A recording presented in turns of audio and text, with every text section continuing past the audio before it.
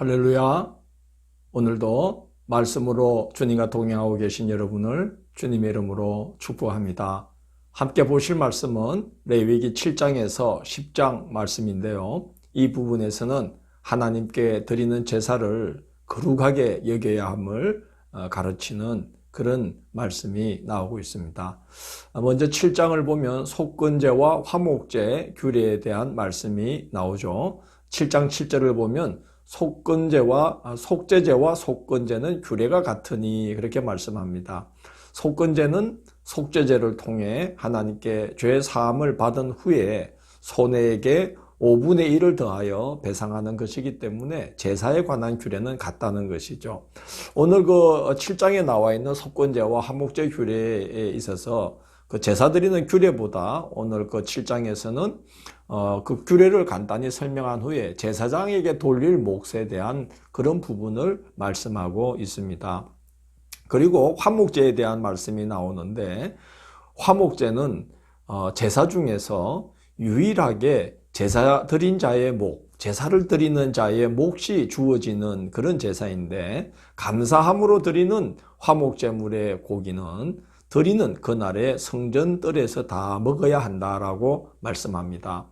화목제 중에는 이렇게 감사함으로 드리는 감사제 또는 서원함으로 드리는 서원제 또는 자원함으로 드리는 자원제가 있었어요. 그런데 서원함으로 드리거나 자원함으로 드리는 화목제물의 고기는 이튿날까지 남겨서 먹을 수가 있게 했지만 감사로 드리는 화목제는 그날로 먹게 했습니다. 그런 걸로 봐서 어떤 요구사항이 없이 그냥 순수한 마음으로 감사함으로 드리는 제사를 하나님께서 그만큼 거룩하고 귀하게 받아주신다는 뜻으로 볼 수 있어요. 그래서 그 예물을 그렇게 귀중하게 여긴다는 것을 그렇게 나타내신 거죠. 그리고 또 한 가지를 더 생각할 것은 여러 사람을 제사로 동참시켜서 제사 드린 당일에 그 재물을 함께 나누고 남기지 않을 정도 사람을 초대해서 함께 많이 나눔으로써 화목을 도모하게 하신 것일 수도 있다는 생각이 듭니다. 그리고 오늘 본문에 보면 피와 기름을 먹지 못하게 하는데요. 소나 양이나 염소의 기름이나 어떤 짐승이든지 피를 먹지 못하게 하십니다. 왜냐하면 기름과 피는 우리가 이제 쭉 1장부터 제사에 대한 것을 우리가 읽어왔기 때문에 이제 아실 텐데 기름과 피는 제사에 사용되는 것이니만큼 하나님께 드려지고 또 하나님께서 그 기름은 흠양하셔서 기쁘게 받으시는 것이고 피는 뿌려져서 속죄를 위한 것이기 때문에 그만큼 귀중하게 여기고 거룩하게 여겨서 그 피나 기름을 함부로 먹지 못하도록 그렇게 한 것입니다. 그리고 오늘 그 본문에 보면 스스로 죽은 것의 기름이나 또 짐승에게 찢긴 것의 기름은 다른 데는 쓸 수 있지만 먹지는 말라고 하십니다. 이 경우는 그 기름이 제사와 관계되었기 때문이 아니라 하나님의 성별된 백성답게 음식을 정결한 것을 가려 먹도록 훈련을 시키시기 위함입니다. 애굽에서 이스라엘 백성들이 종살이 할 때에 아무 음식이나 그저 닥치는 대로 허겁지겁 먹으면서 살았을 텐데 이제는 그러지 말라는 거죠. 짐승에게 찢겨 죽은 것이나 스스로 죽은 것에 그 짐승의 기름은 다른 데는 쓰더라도 먹는 데는 쓰지 마라 그렇게 말씀합니다. 8장은 제사장 위임식에 대한 말씀이죠. 먼저 온 회중을 회막문에 모은 후에 위임식을 이제 모세가 행합니다. 이것은 제사장이 하나님께 거룩히 구별된 자임을 각인시키기 위함입니다. 그래서 먼저 모세가 아론과 그의 아들들을 불러서 그 몸을 씻기고 거룩한 예복을 입히고 또 모세가 관유로 성막과 성막의 모든 기구를 관유를 발라서 거룩하게 성별을 시키고 그 다음에 모세가 아론과 그의 아들들을 위하여 속죄 제사를 드립니다. 그래서 그들이 하나님 앞에 제사를 집례할 수 있도록 속죄함을 먼저 받도록 하는 제사를 이제 드리고 그 다음에 수장으로 번제를 드리게 됩니다. 이것은 또한 모세가 먼저 제사를 집례할 아론과 그의 아들들에게 제사를 이렇게 드려야 한다 하는 모본을 보이기 위한 것이기도 한 것이죠. 모세가 순양으로 아론과 그의 아들들의 제사장 위임식을 행한 후에 관유와 또 제단 위의 피를 아론과 그 아들들의 옷에 뿌려서 거룩하게 합니다. 그리고 회막문에서 제사장 몫으로 돌린 그 고기와 떡을 먹게 하죠. 이는 매우 중요한 의미를 지닌 행위가 되겠습니다.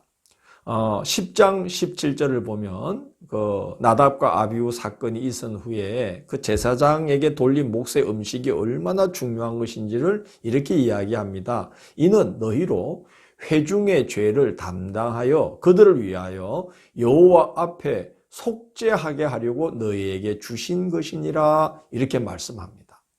그러니까 제사장은 제물의 피를 제단에 뿌림으로서만이 아니라 제물 중에서 제사장 몫으로 돌려진 음식을 거룩한 회막 안에서 거룩하게 먹음으로써 백성들의 죄를 담당하여서 속죄를 중보하는 그 역할이 완료된다는 말이에요. 그래서 제사장은 제사 드리는 그 행위뿐만이 아니라 드려진 제물 중에서 자신의 몫으로 돌려진 것마저도 거룩하게 여겨서 거룩한 회막에서 그 음식을 먹어야 된다는 거죠. 그래야 제사가 완료된다 하는 것입니다.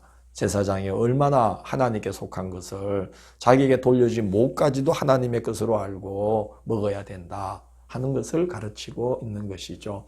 9장은 위임식 후에 아론이 백성들 앞에서 첫 제사를 집례하는 내용입니다. 제사를 집례한 후 아론이 백성들을 향하여 손을 들어 축복을 함으로써 제사를 마치게 되는데, 그러자 하나님의 영광이 온 백성에게 나타납니다. 이것은 하나님께서 제사를 통해서 제사장에게 축복하는 그 권세, 축복권을 부여하신 것을 보여주고 있는 사건이 되겠습니다.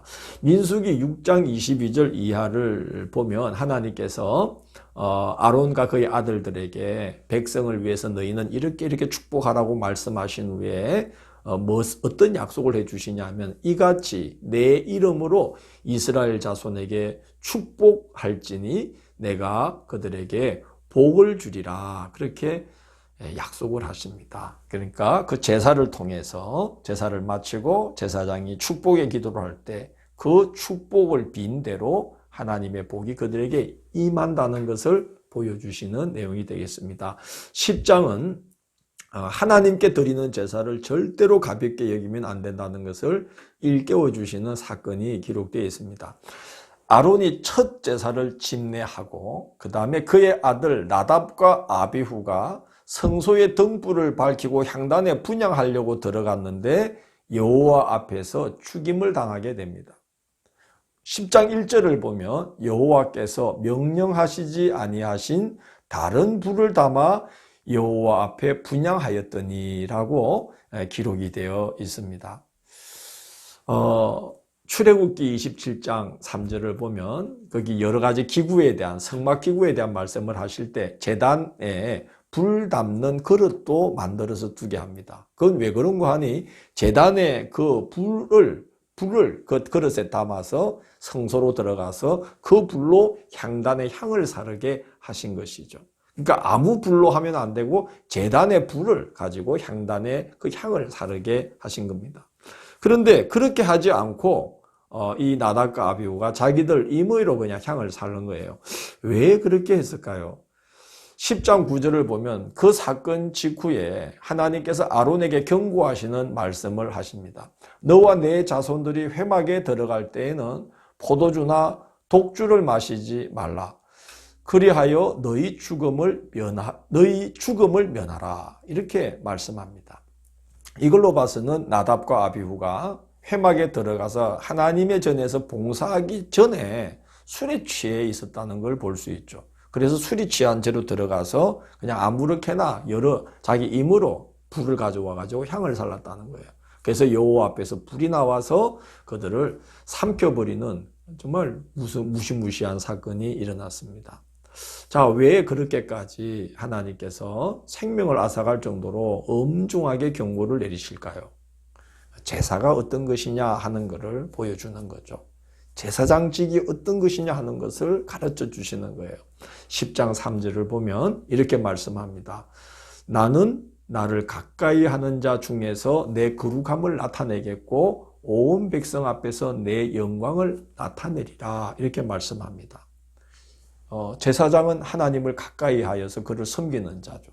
근데 바로 그 자들을 통해서 하나님은 자기 거룩함을 나타내시겠다는 거예요. 그럼 제사장이 하나님을 거룩하게 섬기지 않으면 하나님께서 자기 거룩함을 나타내시기 위해서 그 거룩함을 지키기 위해서 제사장을 치기도 하신다는 것을 가르치고 그것을 말씀하는 내용이 되겠어요. 그렇게 함으로써 하나님의 영광과 거룩함을 이제 나타내신다는 거죠. 사람이 늘 가까이 하는 것을 가볍게 여길 위험이 큽니다. 그래서 하나님은 당신을 가까이 하는 자들을 통해서 당신의 거룩함을 나타내시는 분임을 그 사건을 통해서 이제 경고하신 것이죠.